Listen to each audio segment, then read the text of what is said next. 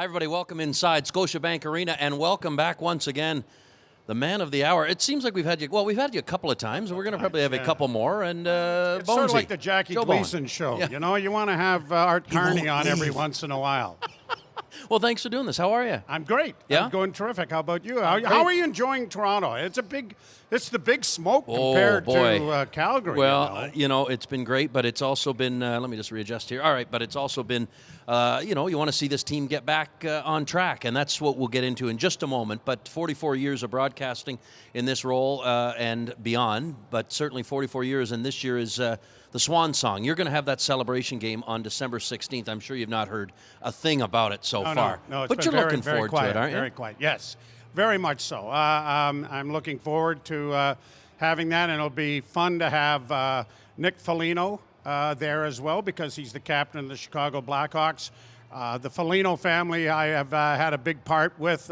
Michael was part of the Sudbury Wolves when I first started doing games, so it'll be an exciting time, and it'll be nice to have him there, and nice to have all of my family out at center ice and enjoying that as well. No doubt. How do what comes to mind when you see these photos? Anything kind of trigger you there? I mean, there's a lot of history. How young I look there. Let's start with that. Handsome. Yeah, the gray hair's been here forever, but other than that, it's and I've lost some weight too. I look better. I'm happy with this. Harry Neal's going to be there. Is he? He's coming up on the 16th with his son David, so looking forward to that, and it should be a lot of fun. Well, we're going to get into a lot of things, but I did want to ask you about the team ahead of this game against the Los Angeles Kings here on Unsportsmanlike content across all Maple Leaf platforms. They've been dealt a bit of a tough blow here. We know 3 straight losses, and to add insult to injury, you will not have the captain in the lineup for what sounds like maybe a week, in and around that time, and the goaltender, who sounds as though he is day-to-day, according to Craig Berube. So what has to happen here tonight without the services of those two, and to go along with Tanev and Lawton, who did skate on his own today? Well, the one thing they have to do is stop giving up goals against. I mean, you can worry about anything else, but when your team is among the league's worst at surrendering goals, that's where it has to start. Right. So they've got to play better in their own end. I think that they've got to stop blowing the zone early, hoping for breakout passes. They got to get some momentum going. So right now they look slow because they're standing still in the neutral zone a lot of times when they are getting passes. And then it's just, well, what do I do with it now? I shoot it in and give it away, and there's no momentum. So I think that is one of the areas they've got to start playing a lot better in their own end, a lot less goals against, a lot less scoring chances against, and certainly a lot less odd man rushes against. That's an area that can be fixed without too much work and too much thought. It's just everybody has to do their job. And you heard Willie Nylander say almost as much as that earlier today. And then he followed up by saying, if we weren't scoring goals, I'd be a little bit more worried, because that's harder to fix, right? You need guys who can score. They've always had that. And a lot of things that go on. But they've got lots of that up front. Sure. They've got lots of that up front that they can do that. But now it really is work. I mean, it's the work part of the game. And the defensive part of the game is work and attention to detail, attention to what you're doing in your own end.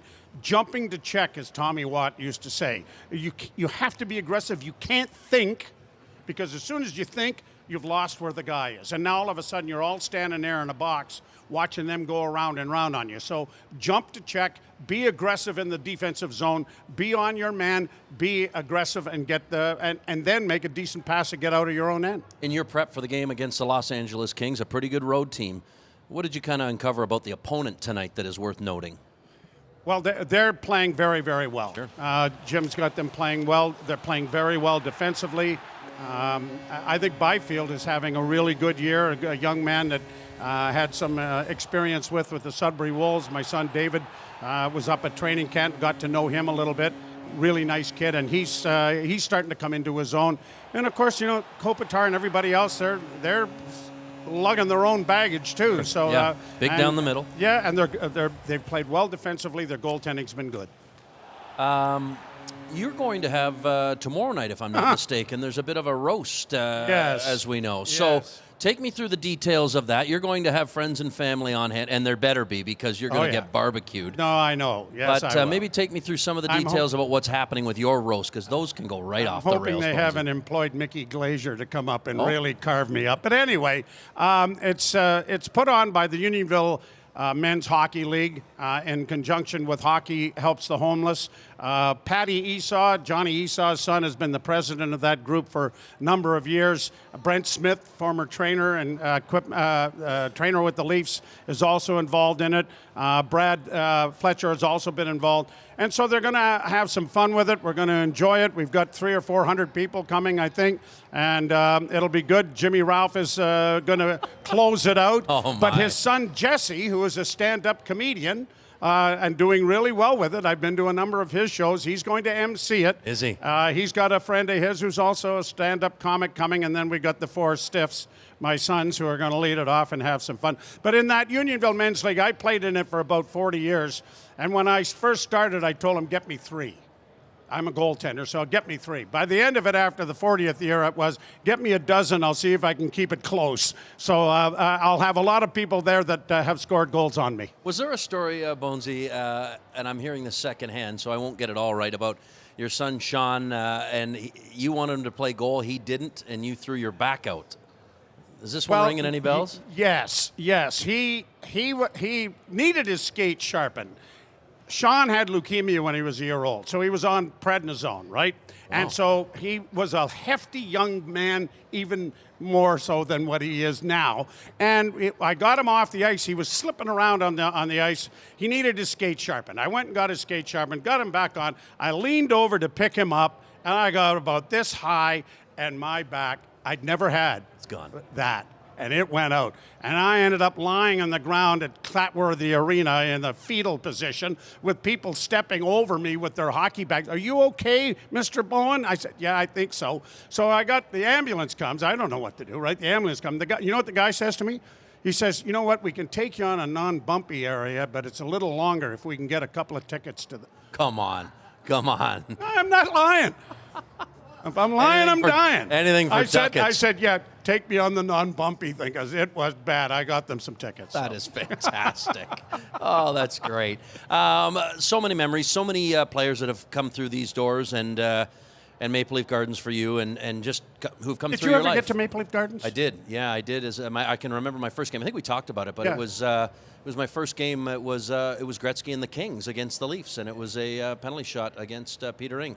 That was my first time, but certainly over the years, but not nearly as many as I would have liked. But for you, I guess I wanted to know, with those players who've come and gone in your life and the relationships you've had, being around them all these years, who was your favorite Leaf and how come? And maybe a story with them. Well, I mean, my absolute favorite person ever in this sport is Johnny Bauer.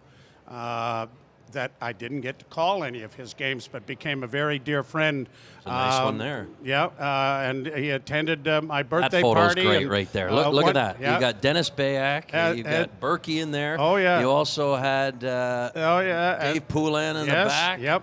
Just and wonderful. at another one, another birthday party, he showed up with his wife, and it was at the Unionville Arms, and I thought they'd be there for maybe 10 or 15 minutes.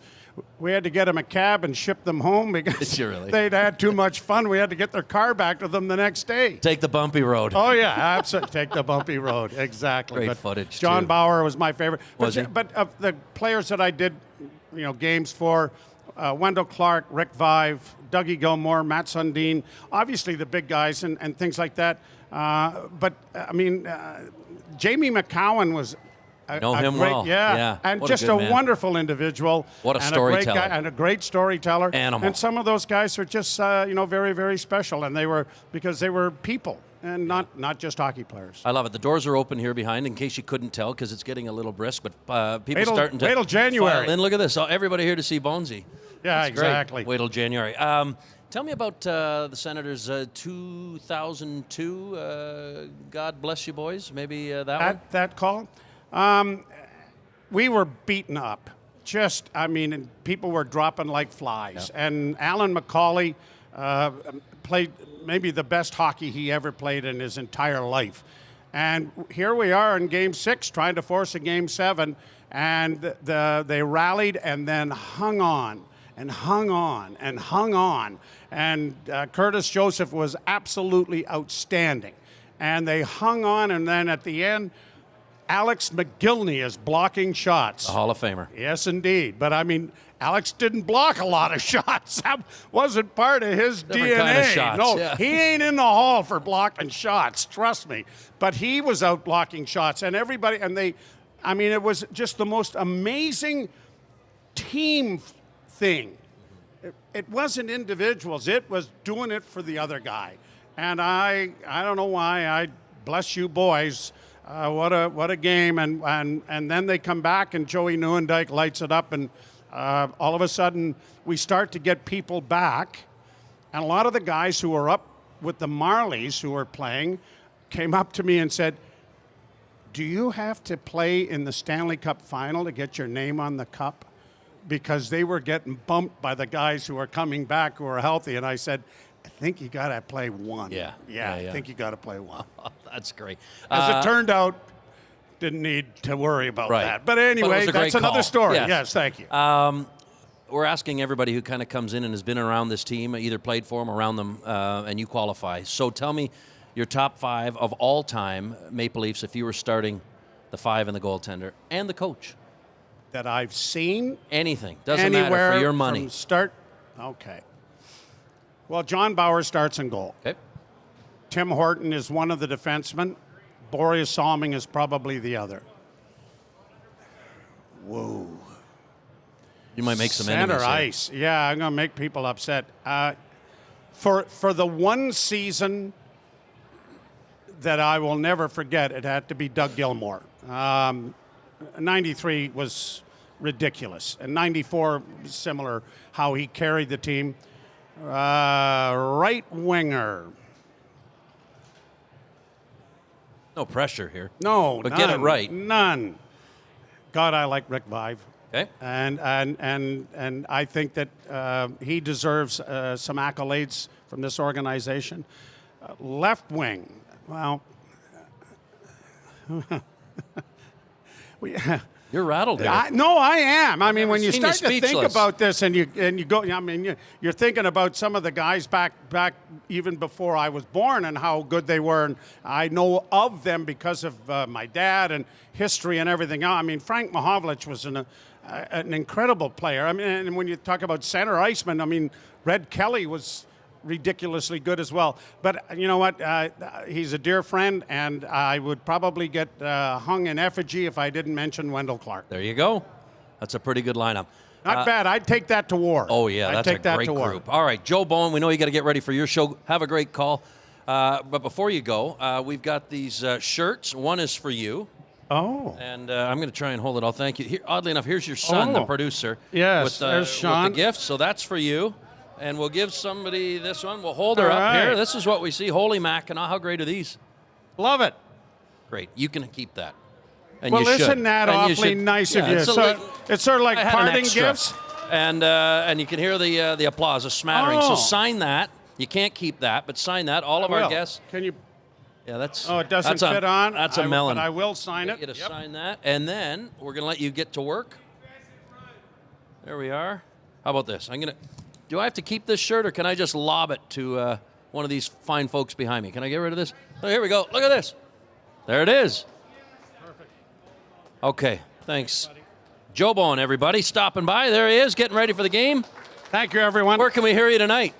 We're on TSN tonight. There you go. Yeah. 10:50. Enjoy you. the game. Kings and the Leafs getting set to go head-to-head. Take that. Enjoy your night. And I'll keep the pen, the marker anyhow. That shirt's for you, though. And I'll leave the this on here. Oh, yeah, since I got- apparently we don't go to commercial break to change Oh, we things, don't. do we? No, Well, we just move along. And I do want to read real quick that the Joe Bowen Holy Mackinac T-shirts will be available at Real Sports Apparel online and in-store starting Monday, December 1st. For every purchase, a portion of the proceeds will be going to charity. And yes, don't forget that Joe Bowen's celebration game won't be his final game, but it will be the celebration game on December 16th against Chicago. Love for everybody to be here for that one. Now, I had a chance to catch up with Morgan Riley to talk a little bit about what's going on with the state of the team right now. Okay, Morgan, a couple more names to the injured side of things, as you won't have Austin, you won't have Anthony for a little bit here. So just the idea of how this group can kind of rally around one another despite all of the adversity. Yeah, I think it's a huge opportunity for other guys to step up and take more responsibility. And I think when this happens, it's a good test. And every team in the league has to deal with it at certain times. It's just bound to happen. So for us, it's a good chance for our team to rally and for guys to take on more responsibility and play a bigger role. On the defensive side of things, as a group, as an entire group, why hasn't it gone the way that you know it can? Because you've seen it last year, you've seen it at times this year. I guess if you had the answer, you would fix it. But just as you look for answers and a response, why hasn't it gone the way that you know it can? Yeah, I think we've just been inconsistent. To your point, I think we've had periods of time where we've been able to do it and play well, and then there's been other stretches where we just haven't executed the way we want to. And, it's not all night every night. It's just little mistakes here and there. And in this league, that's typically what it comes down to. So for me, it's just about execution, and if we can work together and execute and play the system, I think we'll be okay. And I guess as you look at that effort individually or as a group, tweaks and changes are going to happen throughout the season, but also kind of keeping that mindset. How does this group kind of block out the noise and continue to believe in the process and one another? Yeah, I think you just stick together. There's always going to be challenges. It's a long year. I don't think anyone ever expects it to go, smooth sailing the whole way through. There's always going to be challenges. There's ups and downs. So I think, right now we're dealing with a little bit of adversity, and it's a good chance for us to kind of stick together and rally and play some good hockey. And like we said earlier, there's going to be guys that have to step up and take on bigger roles and more responsibility. And, I speak for everyone. I think that's what we're all trying to do. We all want that opportunity, and so it's right here for us. And it's up to us now to go out and execute. Quick thought on the LA Kings, who are a pretty good road team, and you want to try to stop this skid right now. So what do you have to do to be successful against LA? Yeah, they're a good team. We know how they play. They played the same way for a long time, and it's obviously worked. So I'd expect it to be very competitive tonight. We're looking to change things up here, and they're looking to keep rolling. So I think it'll be competitive, and for us, we just got to find our game and execute. Appreciate the time. Good luck tonight. Okay, there was Morgan Riley, and our big thanks to Joe Bowen for stopping by as well, and a big welcome to Mark Blinch, team photographer with the Maple Leafs. Thanks for doing this, Mark. How are you? Oh, thanks for having me. I think there's a lot of neat things that we can get into here, and as we continue to kind of shine a light on some of the folks that are in and around this organization, and you take some of the most memorable photos, and photos that I think a lot of people go, oh, that guy took that photo. And we'll get into some of your favorites in just a moment, but I just wanted to sort of talk a little bit about that role, because you got to capture moments, you got to capture memories, you got to capture photos, but you've got to, take us inside and how you do just that, because you got to know where to go, where to be, and how to bring that photo to life when it's happening. So tell me a little bit about the role. Yeah, absolutely. First of all, it's an incredible job coming to the rink every day, get to do something exciting. But to answer your question, you got to know the story of the team. You got to kind of know what's going on. There's things like waiting on Tavares' 500th goal, which, happened on the road. So I didn't end up having to worry about it. But you were in position, I'm sure, every night. We were wondering. thinking about it, right? When you have a rookie out there like Easton Cowan skating around, again, scored on the road. So sure. But we were prepared. So there's a team of three of us, and we try to cover every possible angle we can on the ice. So if a player scores and celebrates to one side, we have a photographer on that side to hopefully capture that. Because sometimes players turn a certain way and then you get their backs and you don't see their faces. So we have three photographers, placed around the rink just to make sure that we get a look on every goal. Sure, yeah. So, yeah. And knowing the story, knowing the players, knowing their tendencies, which way they shoot, which way they turn, I think that's kind of a neat behind-the-scenes look at that. What maybe take me into some of the photos, because I think as we show them, this probably has to be maybe your most famous. But as we kind of scroll through some of these, the Kawhi shot really does stand out there for most. And maybe a thought on that one, or maybe some of these other ones that we're looking at. Sure, yeah. Obviously the Kawhi photo was a photo that got a lot of attention I bet. Back in 2019. Yeah, I mean that's what's exciting about going, to the arena every night, is that something like that can happen, and just being prepared for it is the name of the game for us, really. And then, of course, so that's maybe the most famous one. That's Right. fair to say, right? Yep. But this is all team property. I was asking you before, anybody ever offer to buy one of those? Oh, And I'm all sure the you get time. offers. All the time. Yeah. Yeah, people DM me on Instagram all the time, email me asking me for prints and stuff, and But the players don't, which is fascinating. They haven't come to you saying, so I want much. that one? or- The players, I think they do ask for the pictures, but Yeah. it kind of goes through PR, Sure. and PR. How about will get this them one? picture. Yeah, this is one of my favorite. Have you got a story there? Yeah, this was the 2016 All-Star Game, so it was Kobe Bryant's last All-Star Game, and this was in Toronto. The reason I love this photo so much, it goes to show the power of photography, and as time goes on, stories change. That they unfortunately both passed away in the helicopter crash, obviously, but just like a beautiful moment with Isn't them. Wow. And the picture means so much more as time goes on. So that's what I really love about photography, is that as time goes on, the pictures become very valuable. Yeah, and I would imagine when you see that, you're taken back, like a lot of fans on the outside would be as well, but knowing that you're close to it and you captured it. Sense of pride, but also nostalgia. Well, exactly. Yeah, it's just it's just about knowing the story, and that was Kobe's last All-Star Game. So we really had to make sure we captured him very well. Is there one player, as we take a look, I think we just saw Nylander, now we see Austin. Is there one player that you found that you have we always say, who's photogenic? I mean, is there one that you found that, man, I got a lot of this player. I got a lot of photos of this guy. He is in the big moments. He is in the big photos. Yeah, I mean, my favorite is, OT, because after the game ends, they celebrate so hard. Sure. But yeah, I mean, over the years, like obviously Austin and Willie and JT and everybody, anybody that really celebrates hard is. For those who don't know, maybe the story there. So this was just a preseason game. I was just up in the roof shooting down on the ice. Sometimes I go up there and shoot this angle. And I noticed that he had, or somebody had created a little happy face with pucks. Subtle messaging, yeah. Yeah. That's great. And then I kind of realized as the games went on, he's leaving little different symbols in there. Yeah, right. I'm not entirely sure. There's some what it all speculation means. out there. That, Not message sure what for it an all old means, teammate. but like I love it. Like I love stuff like that. Yeah. Noticing player patterns. That's another big thing with our job. Just noticing, little things that players do that, maybe that'll look cool as a picture from here. Or what does that look like from the roof, or, things like that. I like it. Last one for you, and that is, do you know when you've got it? Do you know when you've got the one, and what's that do to you? Yeah, no, that's an exciting feeling. Like when a big picture happens, if it's very big, I'll kind of take a deep breath. I'll wait a little longer to review it on my camera. Yeah. And just say a little prayer to the photo gods to like please be in there. Yeah. But then when you scroll back and you see you got something nice, that is the most special feeling as a photographer. I like it. Thanks so much, Mark. I just want to also say about a couple of things.